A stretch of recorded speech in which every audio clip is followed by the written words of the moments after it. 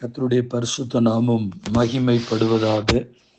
ஆசீர்வதிக்கப்பட்ட புதிய நாள் 21/5/2025 புதன்கிழமை. புதிய நாள், புதிய கால வேளைக்காய் கர்த்தரை நன்றியோடு துதிக்கிறேன், ஸ்தோத்திரிக்கிறேன். இந்த நாளுக்கான கர்த்தருடைய வார்த்தை யோபின் புஸ்தகம் 17ஆம் அதிகாரம் 9ஆம் வசனம். நீதிமான் தன் வழியை உறுதியாய் பிடிப்பான், சுத்தமான கைகள் உள்ளவன் மென்மேலும் பலத்து போவான் என்று சொல்லப்பட்டிருக்கிற கர்த்தருடைய வார்த்தைக்காக என் தேவனை நன்றியோடு துதிக்கிறேன், ஸ்தோத்திரிக்கிறேன். கிறிஸ்துவுக்குள் மிகவும் பிரியமானவர்களே, ஒவ்வொரு நாளும் கர்த்தர் நம்மை கிருபையாய் வழி நடத்தி எல்லா ஆபத்துக்களுக்கும் நம்முடைய எதிர்பார்ப்புகளின்படி, ஜெபங்களின்படி ஆசீர்வாதமாய் வழி நடத்துகிறதை எண்ணி பார்ப்போம். கர்த்தர் இந்த நாளிலும் நமக்கு தரக்கூடிய ஆண்டவருடைய வார்த்தை, நீதிமான் தன் வழியை உறுதியாய் பிடிப்பான் என்று எழுதப்பட்டிருக்கிறது. நீதிமானுடைய வாழ்க்கையிலே தான் எந்த பாதையிலே நடந்து கொண்டிருக்கிறான் என்பது அவனுக்கு நன்றாக தெரியும். நீதிமான் கர்த்தருடைய வழிகளிலே பின்பற்றி வார்த்தைகளின்படி நடப்பதற்கு அவன் அதிக கவனத்தோடு இருக்கிறவன் தான் நீதிமான். தேவனுடைய இரத்தத்தினால் கழுவப்பட்டவன், கர்த்தரால் தெரிந்து கொள்ளப்பட்டவன், நீதியின் வழிகளிலே பிரயாசப்படுகிறவர்கள்.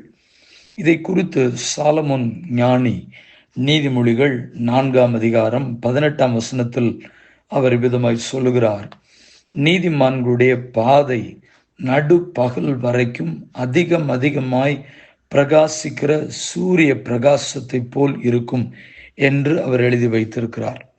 அவனுடைய பாதைகளிலே, நீதிமானுடைய பாதைகளிலே வெளிச்சம் இருக்கிறது. அவன் இருளின் பாதைகளிலே நடக்கிறவன் அல்ல, அவனும் நீதியிலே நடக்கிறான், வெளிச்சத்தில் நடக்கிறான். மற்றவர்களையும் அந்த வெளிச்சத்தின் பக்கமாய் வரவழைக்கிறவனாக காணப்படுகிறான்.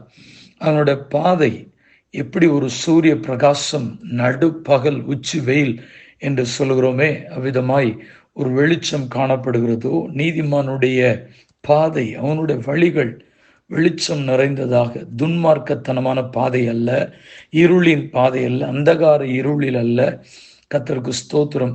வெளிச்சத்தின் பிள்ளையாக அவர்கள் நடக்கிறபடினால், நீதியின் சூரியனுடைய முகத்தை பார்த்து நடக்கிறபடியினால் அவருடைய பாதைகளிலே வெளிச்சம் இருக்கிறது, மகிழ்ச்சி இருக்கிறது, சந்தோஷம் இருக்கிறது.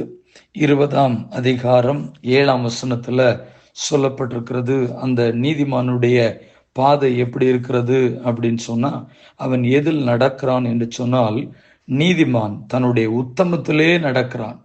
அவனுக்கு பிறகு அவன் பிள்ளைகளும் பாக்கியவான்களாய் இருப்பார்கள் என்று எழுதப்பட்டிருக்கிற கர்த்தருடைய வார்த்தையை நான் மிகவும் நேசிக்கிறேன். கர்த்தருக்கு ஸ்தோத்திரம்.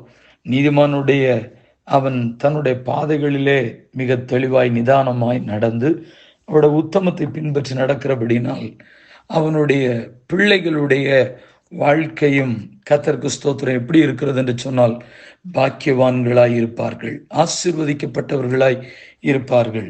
கர்த்தருக்கே மகிமை உண்டாவதாக. இதை குறித்து சங்கீதக்காரனாகிய தாவீது தன்னுடைய பாடலாகிய 37ஆம் சங்கீதத்தில் 23, 24 ஆகிய வசனங்களில் அவர் எழுதும் பொழுது, நல்ல மனுஷனுடைய நடைகள், அதாவது நீதிமானுடைய நடைகள் எப்படி இருக்கிறது என்று சொன்னால், கர்த்தரால் உறுதிப்படும். அவனுடைய வழியின் மேல் கர்த்தர் பிரியமாய் இருக்கிறார். அவன் விழுந்தாலும் தள்ளுண்டு போவதில்லை. கர்த்தர் தமது கையினால் அவனை தாங்குகிறார்.